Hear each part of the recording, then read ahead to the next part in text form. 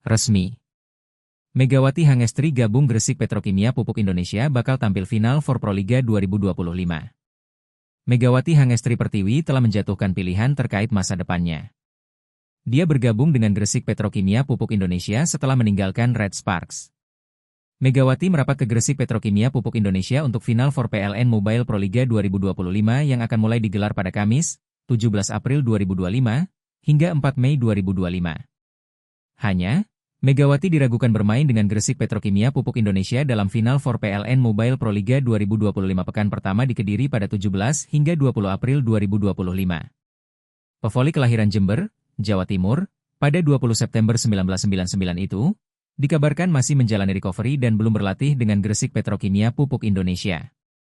Gresik Petrokimia Pupuk Indonesia akan bersaing dengan 3 tim yang terdiri dari Bandung BJB Tandamata, Jakarta BIN, dan Jakarta Pertamina Enduro di final for PLN Mobile Proliga 2025. Sementara itu, Megawati baru berpisah dengan Red Sparks, klub bola voli Korea Selatan yang diperkuatnya selama 2 musim terakhir. Pada musim terakhirnya bersama Red Sparks, Megawati mengantar tim asal Daejeon itu ke final Liga Bola Voli Putri Korea Selatan untuk pertama kalinya dalam 13 tahun terakhir.